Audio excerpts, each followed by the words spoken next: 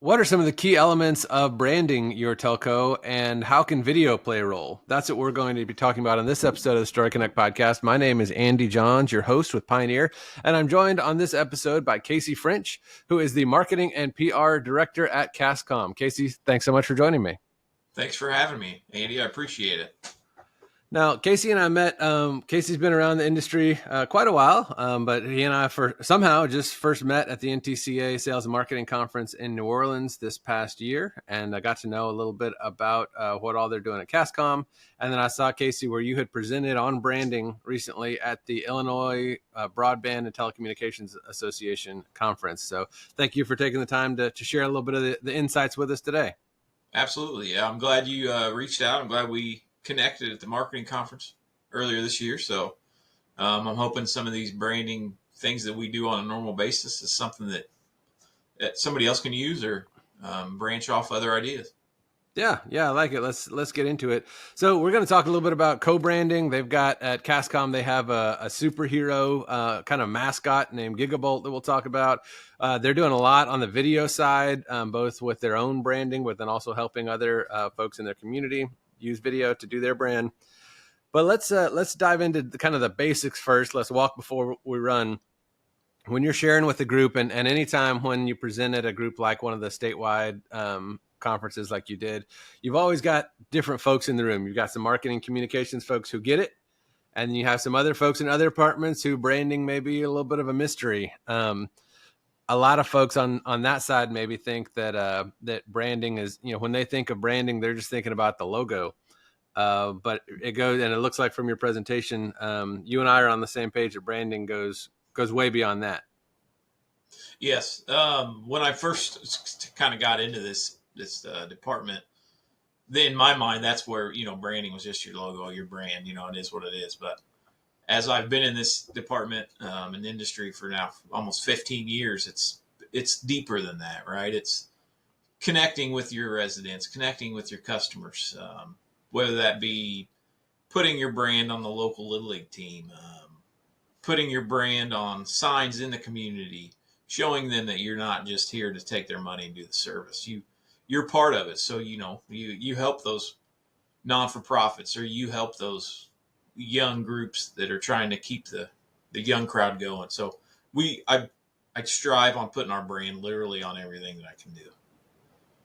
Yeah, and I think that's super important, and that's kind of the way that I've characterized branding is exactly what you said, that it's branding is the piece that kind of goes beyond the transaction, like you were saying, where it's not a transactional relationship, it's beyond that. Mm-hmm. One of the things that I've seen that you guys use when you are working with those groups, when you are out in the community, is you guys have developed, I believe his name is Gigabolt. That is the superhero.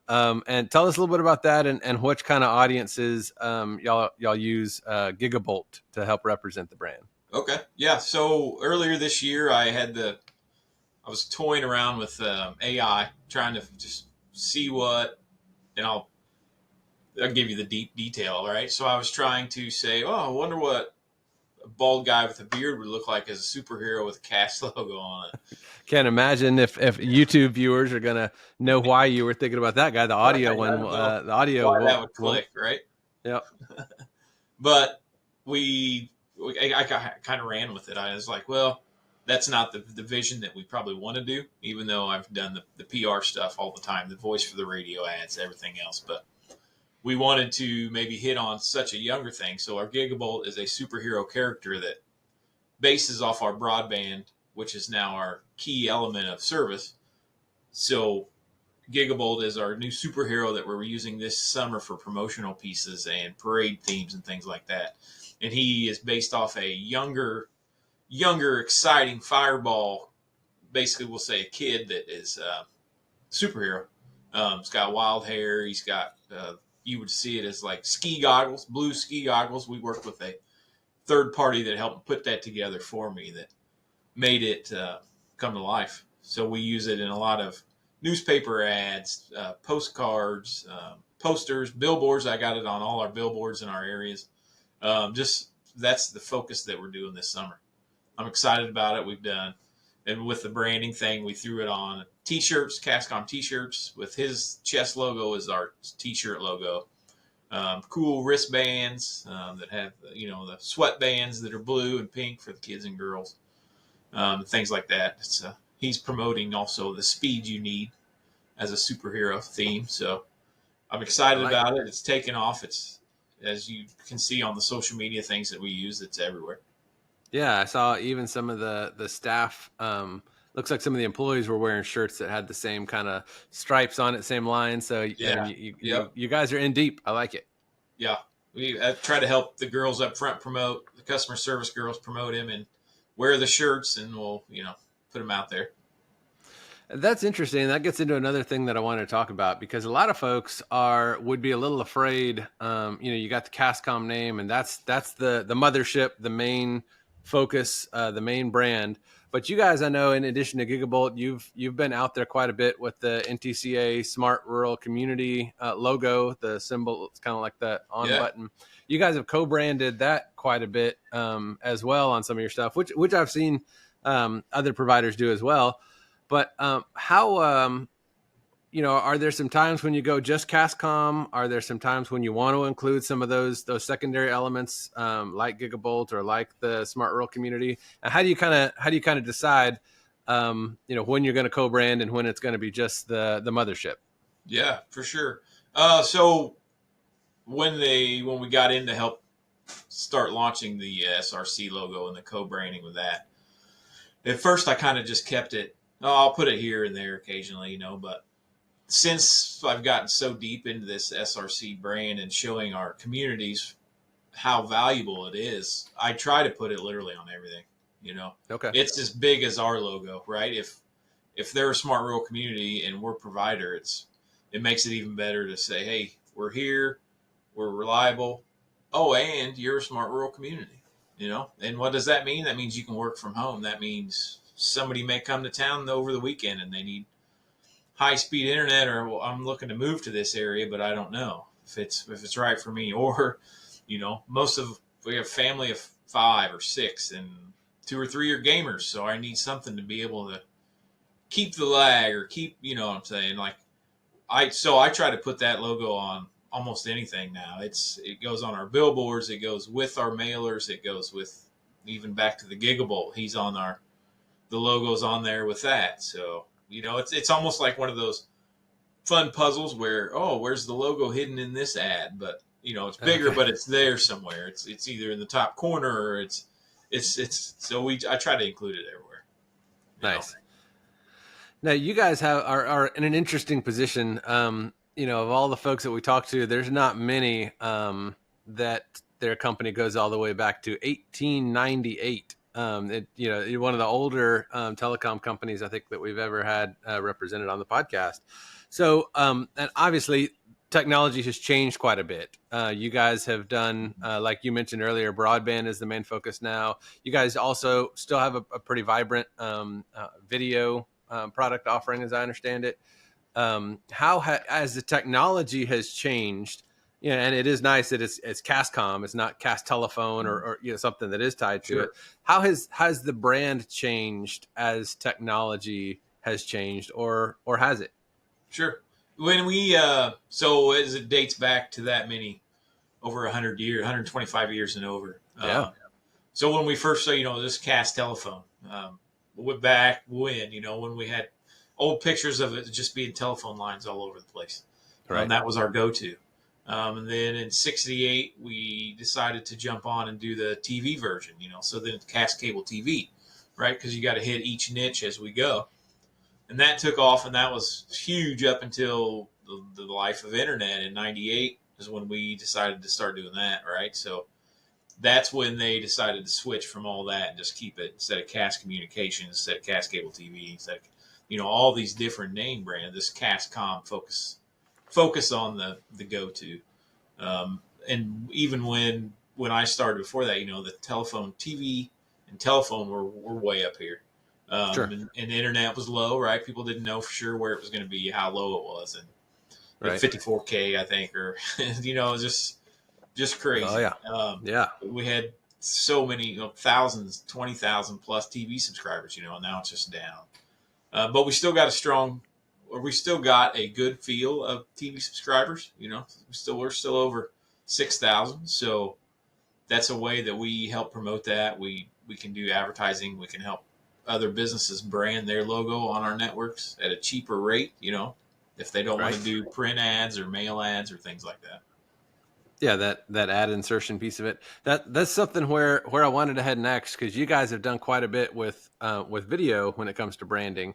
So let's talk first about what you guys are doing for CASSCOMM, and then we can get into what you guys are doing for for some of the other communities in the area. Okay.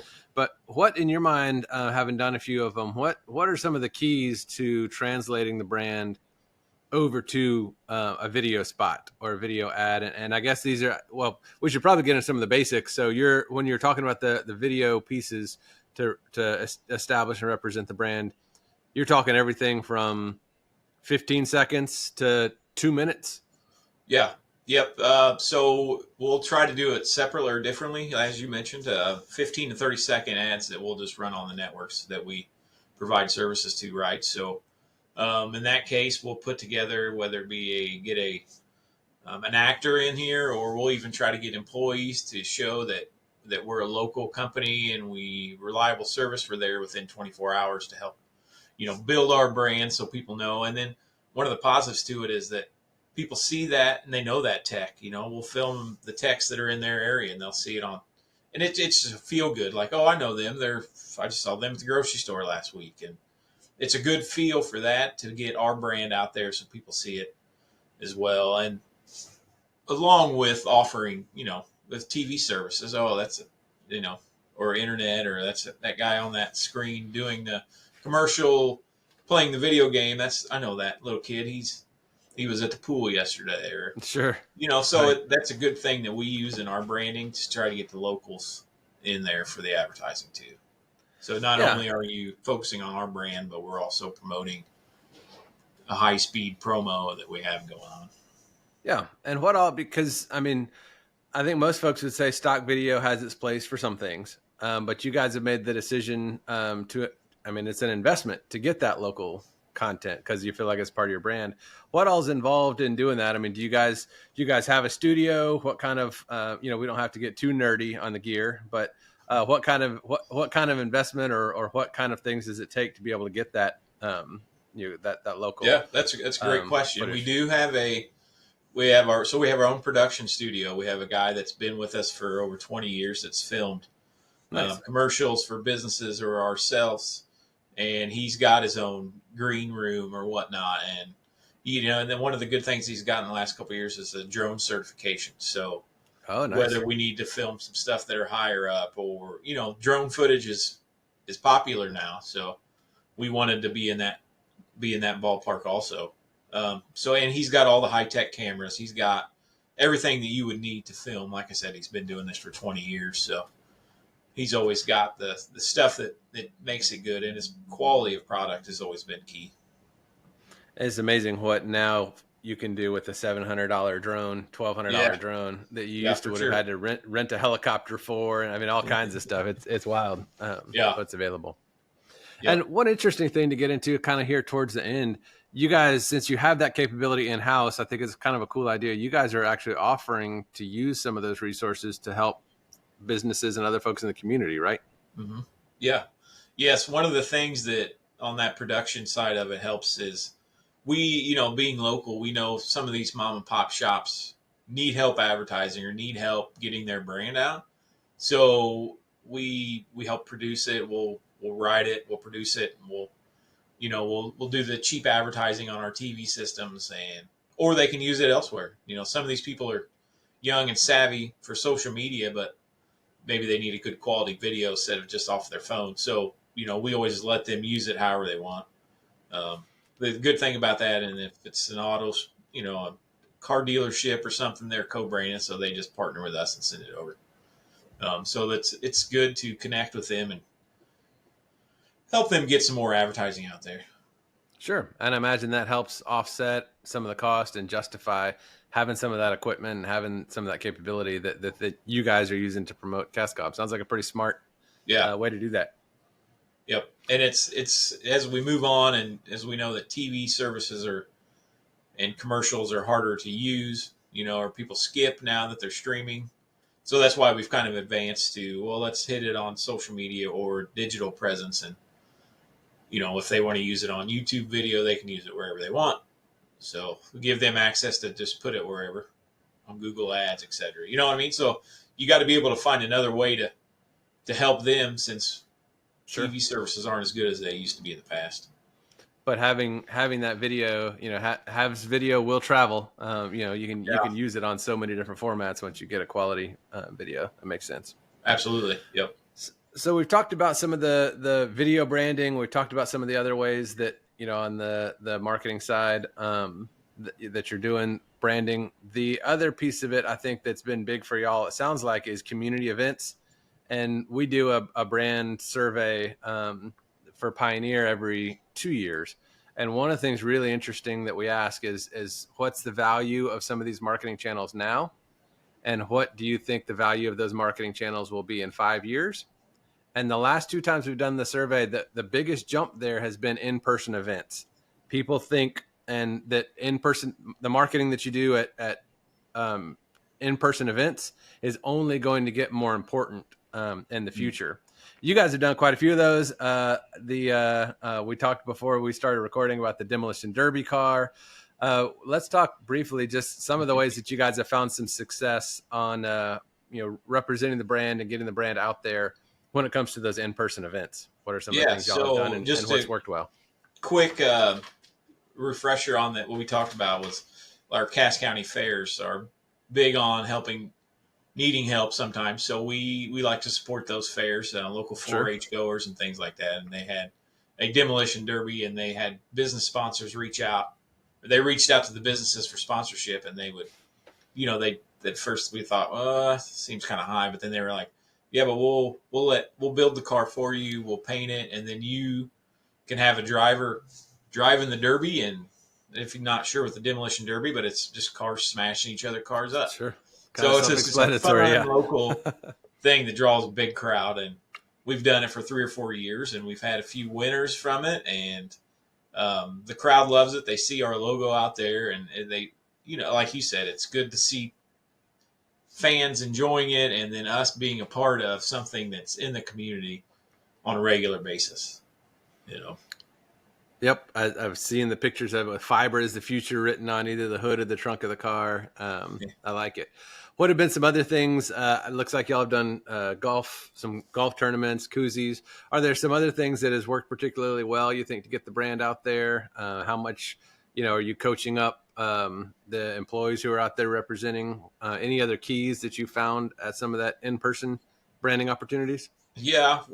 Here's another one that I was just thinking of as you were talking about it. But every year we do it's basically like a minor league, but a minimum, like 1A minor league team, like straight out of college or freshman, sophomore college per se, in Springfield, where we send tickets out to every customer, like a 4-pack, so they can bring the family to the game. And we'll host a CASSCOMM night at that local baseball park, and it'll generate not a huge crowd, but 1,000, 1,500 people there that don't usually get to do things like that. And it's a fun way that, the people that have been doing it for a long time, they enjoy that we keep it going. And that, I think that also hits on your face-to-face things that are going to be more important down the road, especially with, competition coming in. And in my eyes, it's people that you see every day or in the front lines that are out and about with the customers that are going to help keep you alive. And that competition's probably not sending them baseball tickets, so good for y'all. Yeah, cool. Absolutely not. Yeah. Last question I have for you. What advice do you have for somebody maybe who's in your shoes or in shoes where you were a couple years ago, thinking about branding as just the logo? What's some advice that you might pass on to them if they're listening to this thinking, I really do need to do some things to move our brand beyond transactional? Where do they get started, and what advice would you have for them? Yeah. Okay. I think is just because you think it and you're afraid it won't work, I'd say try it. You got to try new things. Some things work, some things don't, but you're going to find that one thing that does work and people love it. But mostly engagement. I've learned from just marketing just because I came into this fresh and I didn't know 15 years ago that face to face and talking with people it's key. So even if you don't have great ideas, others have ideas that you can piggyback off of or help. But I think the key thing is just personable networking and being out in your communities, showing them that you really do care about the community. Excellent. I like it. I think I know of a podcast where folks can get some ideas like that to share out. So appreciate you bringing that up. Appreciate you taking the time to share with us, Casey. Absolutely. I appreciate it. And I'm glad that we connected at the marketing conference. I look forward to future endeavors with you guys. Yeah, we'll see you again. He is Casey French. He's the marketing and PR director at CASSCOMM. I'm your host, Andy Johns with Pioneer. And until we talk again, keep telling your story. Story Connect is produced by Pioneer Utility Resources, a communications cooperative that is built to share your story. Story Connect is engineered by Lucas Smith of Lucky Sound Studio.